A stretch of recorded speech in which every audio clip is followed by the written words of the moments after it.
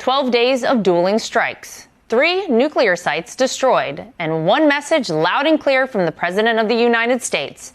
America will not stand by while the world's top state sponsor of terror builds a nuclear bomb.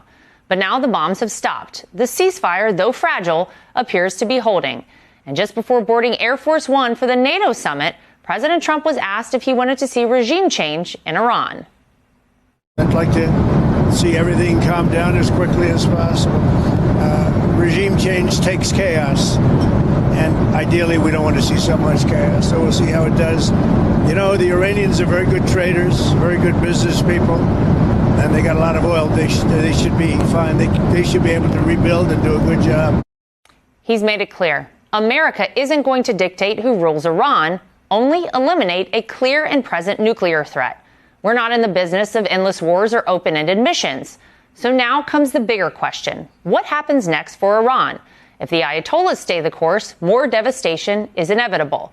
But if the Iranian people, those who have suffered for decades, rise up and chart a different path, a freer, more prosperous Iran could emerge. One that embraces peace, regional trade, and the prosperity of its own people instead of the hatred of others. Waiting in the wings is a man who believes in that vision. His Royal Highness Reza Pahlavi, the exiled crown prince of Iran. He spent years preparing for this moment. And now, as the regime falters, he may represent Iran's best chance at a new beginning. There's only one way to achieve peace: a secular, democratic Iran. I am here today to submit myself to my compatriots, to lead them down this road of peace and democratic transition. I had the privilege of speaking with His Royal Highness to discuss the future of his country as it sits at a critical crossroads. Well, Crown Prince Reza Pahlavi, thank you so much for joining us tonight on My View. We're so excited to talk to you. You know, you've been in exile, I think, as so many of us know, since 1979. But maybe you can remind all of us what once upon a time Iran was like before the revolution. What was it like to live there? Give all of us a little bit of insight. Hi, Lara. Thank you for having me on your program. Well, in a nutshell, I think every Iranian remembers how Iran was flourishing and progressing with great relationship with our neighbors, and particularly with the United States. And all of a sudden, of course, the revolution happened, which changed everything. But a country that was progressing, was on the road to development, was faced with being taken hostage by this regime that has usurped our land, and since then have been wreaking havoc and chaos in the region and beyond. Yeah, and I know you've said before that there can be no hope for a better future as long as this current regime is in place. So give us an idea of overall what you would like to see happen for the betterment of your country. Well, the key issue is that you are facing with a regime that its DNA simply cannot be on par with the values of freedom, of democracy, of human rights as we wish it as a nation.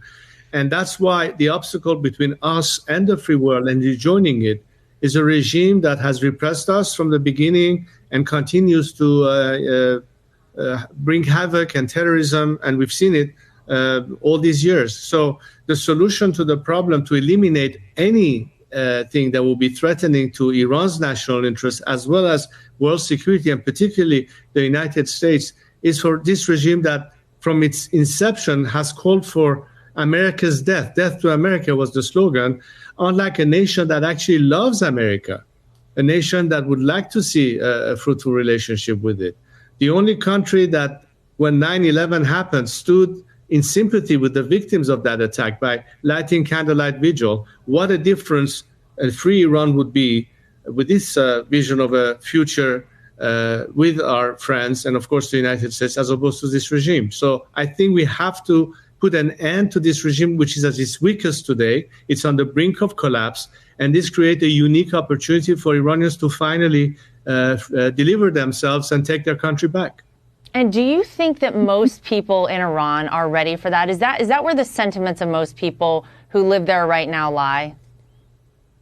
Absolutely. I think the Iranian people who have paid a dear price all this time and have suffered a lot under this regime and have very bravely and courageously tried to fight it and have many times being pretty much repressed, see the light at the end of the tunnel. And as I said earlier, this regime right now is on the brink of collapse.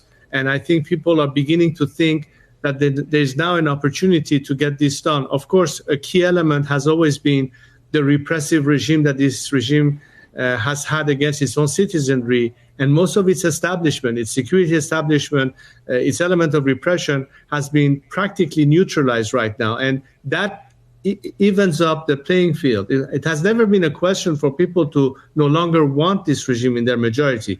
It's now an opportunity that they have where they will face far less resistance or repression by the regime. Not that it's completely eliminated, but it's much, much less than it was before, which is why I think this time they see that they might have a true opportunity to bring about finally this change. And if this current regime does fall, what do you feel needs to happen to ensure that there doesn't, there's not a vacuum, there's no more, brutal leadership that comes in on the back end and you see the same sort of thing happen again? What would you like to see happen to ensure true freedom there in Iran? Look, the principle of what we stand for, which I think unites and galvanizes all Iranians from all walks of life, are three core principles, which is Iran territorial integrity, which is individual freedoms and equality of all citizens under the law, and of course separation of religion from state. On that basis, we can galvanize all those who are against this regime towards a democratic future. And my plan is in this transition role, both now until this regime collapse, but particularly after the collapse, to have an organized, stable transition to make sure that the void will be filled with a plan of action, whether it's the first 100 days after the regime collapses, and bringing as many elements into play that will be part of this transition and particularly can survive regime change. Unlike what happened in Iraq, we are calling for something totally different, which is why one of my messages, and especially since the recent military campaign, for all those who want to now peel away from the regime and join us, people in the military, in the security forces, the civilian bureaucracy, and of course the rest of our people across the land, to come together in a unified campaign, which is also another thing I'll be hosting very soon, to really agree on a roadmap to this transition and have maximum participation so all voices will be heard, and ultimately we'll have a constitutional process which will ultimately determine by means of referendum what the majority of the Iranian people will have as an option to choose. This is the roadmap to that direction, and I've stepped in to take the leadership of this transition, and I'm looking forward to work with all forces who are ready and able to work together in a coalition of the willing. Well, before we let you go, I do want to ask you, we had that great military campaign, as you just alluded to, taking out these Iranian nuclear sites. We have heard, though, that you have, actors like Russia out there and maybe other adversaries to the United States saying, well, we would be able to supply Iran with a nuclear warhead. What do you think the American people should know? What do you want maybe the world to know about this regime's relationship with Russia, with China, with North Korea, with, those that we consider true adversaries out there around the world?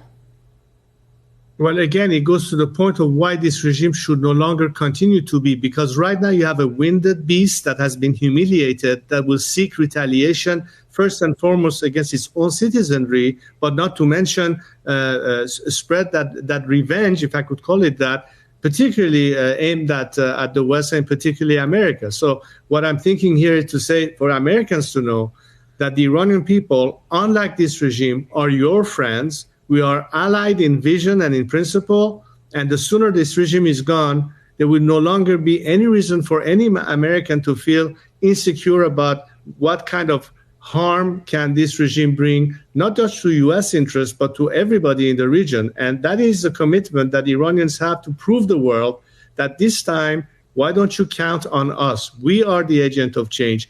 Unlike this regime, we seek peace, we seek stability, and the best of relationship with the United States, which, by the way, we had before the revolution. And I know many Americans remember that. People in your military, people who had remember what Iran was like, the kind of relationship we had, were the first one to be targeted by this regime. The first thing this regime did was to take hostages in the embassy in Tehran. And since then, they've been menacing. Thousands of American personnel have been killed during all these years. So I think this is where we can say that a different Iran will be committed to work closely and with the best of intentions with our neighbors and, of course, with the United States of America that has a particular place in our hearts. And Iranians have proven time and again, when they chant, they lie to us, it's America, our enemy is right here, meaning they know exactly the difference between what this regime has in terms of evil intentions, particularly guided to America, as opposed to a liberated Iran that will prove to the world, and particularly to America, that we are your friends. And this time, look at us as the solution, as opposed to hope that this regime will ever change its behavior. We like the sound of that. That is for sure. Crown Prince, thank you so much for joining us. We really appreciate the time, and best of luck with everything that you have moving forward. Much appreciated, Lara. Thank you.